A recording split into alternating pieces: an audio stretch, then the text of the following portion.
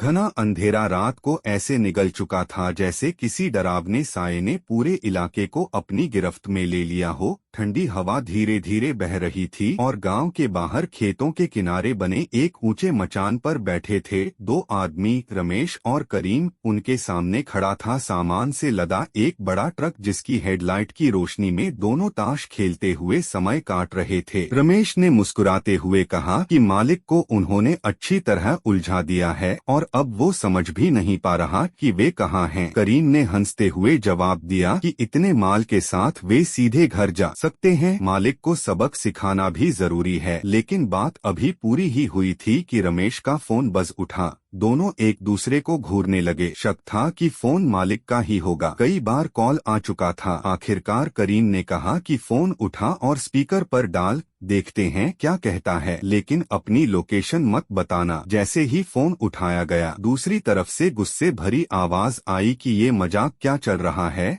और बार बार फोन करने के बावजूद वे जवाब क्यों नहीं दे रहे। रमेश ने डरते हुए झूठ बोला कि वे ट्रैफिक में फंसे हैं, लेकिन मालिक ने साफ कहा कि झूठ बोलने का कोई फायदा नहीं और सख्त आदेश दिया कि ट्रक में भरा माल अगले दिन दोपहर तक देवगढ़ के गोदाम में पहुंचना ही चाहिए, चाहे कुछ भी हो जाए, नहीं तो अंजाम बहुत बुरा होगा। फोन कटते ही दोनों के चेहरे उतर गए, क्योंकि वे जानते थे कि वहां तक पहुंचने के लिए या तो भीड़ भाड़ वाला हाईवे लेना होगा जिसमें घंटों लग जाएंगे, या फिर एक खतरनाक जंगल का रास्ता जो वर्षों से बदनाम था। करीम ने साफ मना कर दिया कि वह उस रास्ते से नहीं जाएगा, लेकिन रमेश ने समझाया कि अगर समय पर नहीं पहुंचे तो उनकी नौकरी ही नहीं बल्कि जिंदगी भी खतरे में पड़ सकती है। आखिरकार मजबूरी में उन्होंने जंगल वाला रास्ता चुन लिया। ट्रक स्टार्ट हुआ और धीरे धीरे अंधेरे में आगे बढ़ने लगा। कुछ देर पहले तक जहां चारों ओर जानवरों की आवाजें गूंज रही थीं, अब अचानक सब शांत हो गया, जैसे जंगल खुद सांस रोककर कुछ होने का इंतजार कर रहा हो। धुंध गहराती जा रही थी और रास्ता और भी डरावना लगता जा रहा था। थोड़ी दूर चलने के बाद उन्हें एक सुनसान सड़क के किनारे एक छोटी सी चाय की दुकान दिखाई दी, जहां एक बूढ़ा आदमी लालटेन की रोशनी में बैठा था। उन्होंने ट्रक रोका और चाय पीने के लिए उतर गए। बातचीत के दौरान जब रमेश ने बताया कि वे जंगल वाले रास्ते से जा रहे हैं, तो बूढ़े के चेहरे का रंग बदल गया।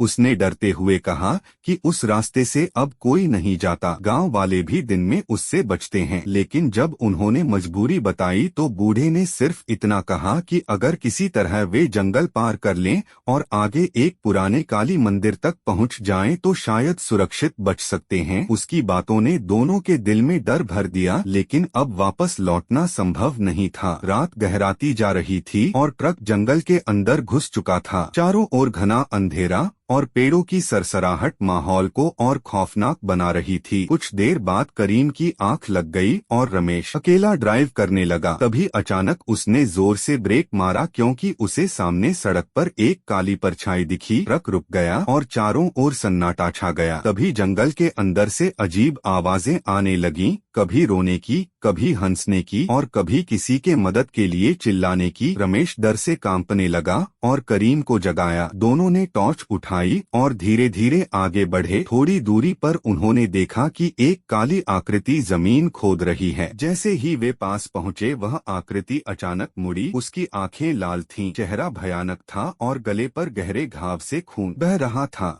वह जोर जोर से हंसने लगी। यह देख दोनों के होश उड़ गए और वे भागकर ट्रक की ओर दौड़े। जैसे ही वे ट्रक में बैठे, उन्होंने पीछे देखा कि वह आकृति उनके पीछे दौड़ रही थी और ट्रक पर किसी भारी चीज से वार कर रही थी। डर के मारे रमेश ने ट्रक की रफ्तार बढ़ा दी और बिना पीछे देखे भागता रहा। कुछ देर बाद अचानक वह सब शांत हो गया और वे एक पुराने मंदिर के सामने पहुंच गए। दोनों तुरंत नीचे उतरे और मंदिर के अंदर जाकर देवी से प्रार्थना करने लगे। उन्हें लगा जैसे किसी अदृश्य शक्ति ने उनकी जान बचा ली हो। थोड़ी देर बाद वे फिर ट्रक में बैठे और तेजी से गोदाम की ओर निकल पड़े। सुबह होने से पहले ही वे देवगढ़ पहुंच गए, जहां मालिक उनका इंतजार कर रहा था। उन्हें देखकर वह हैरान रह गया और पूछने लगा कि वे इतनी जल्दी कैसे पहुंच गए। जब उन्होंने बताया कि वे जंगल वाले रास्ते से आए हैं, तो मालिक के चेहरे का रंग उड़ गया। उसने बताया कि कई साल पहले उसी जंगल में एक बूढ़ी औरत की बेरहमी से हत्या कर दी गई थी और तब से उसकी आत्मा वहां भटकती है। कई लोगों ने उसे देखा है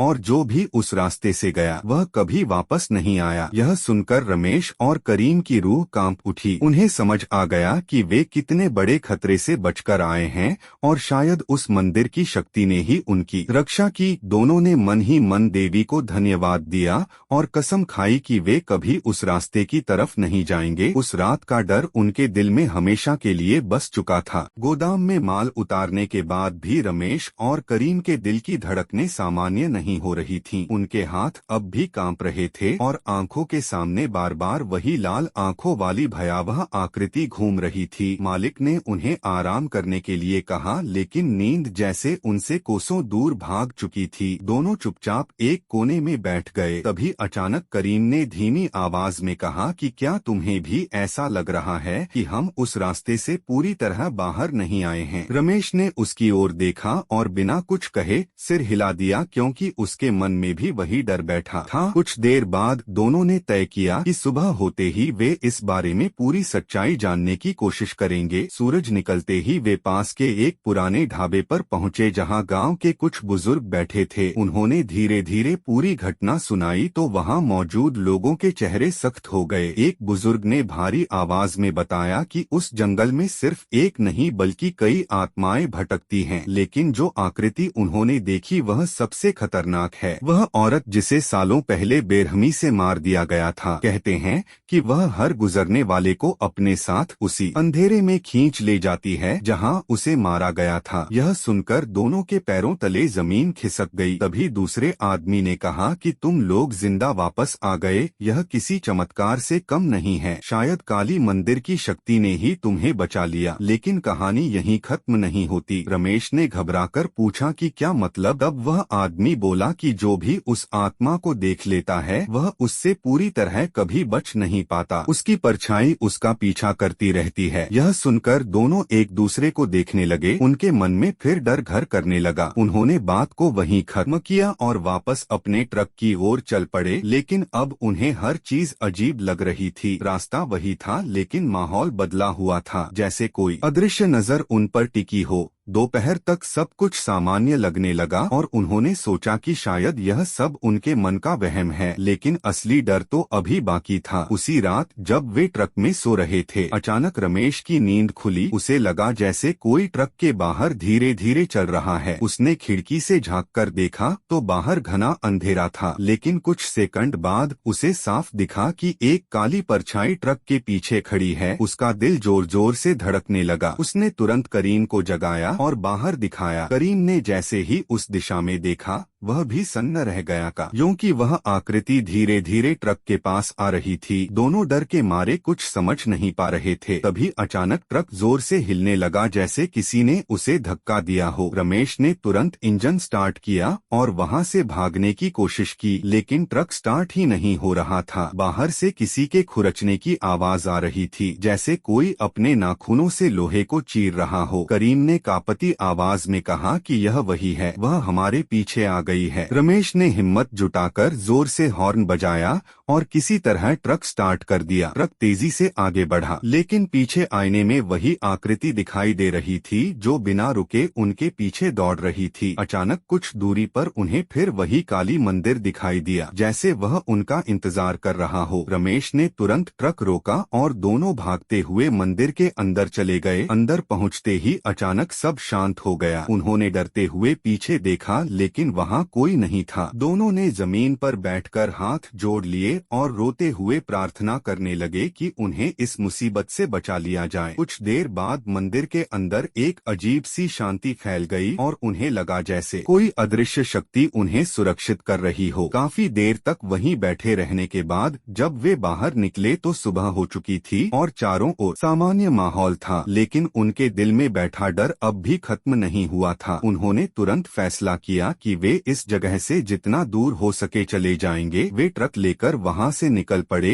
और शहर की ओर चल दिए। रास्ते में उन्होंने एक बार भी पीछे मुड़कर नहीं देखा, लेकिन उन्हें महसूस हो रहा था कि कोई अब भी उनका पीछा कर रहा है। कई दिनों तक वे इस घटना को भूलने की कोशिश करते रहे, लेकिन रात होते ही उन्हें अजीब अजीब आवाजें सुनाई देती। कभी किसी के रोने की, कभी किसी के हंसने की और कभी वही खुरचने की आवाज। धीरे धीरे उनकी हालत खराब होने लगी। वे ठीक से सो नहीं पाते थे और हर वक्त डर के साए में जीने लगे थे। एक दिन उन्होंने तय किया कि वे फिर से उस मंदिर में जाएंगे और इस डर का अंत करेंगे। वे वापस उसी जंगल की ओर निकले। इस बार दिन का समय था, लेकिन फिर भी उस जगह का माहौल वैसा ही डरावना था। जैसे ही वे मंदिर पहुंचे, उन्होंने पूरी श्रद्धा से पूजा की और उस आत्मा से मुक्ति की प्रार्थना की। कहते हैं कि उस दिन के बाद उनकी जिंदगी धीरे धीरे सामान्य होने लगी, लेकिन उस रात का खौफ, वह काली परछाई और वह जंगल आज भी उनके दिल में जिंदा है। एक ऐसा डर जिसे वे कभी भुला नहीं पाएंगे।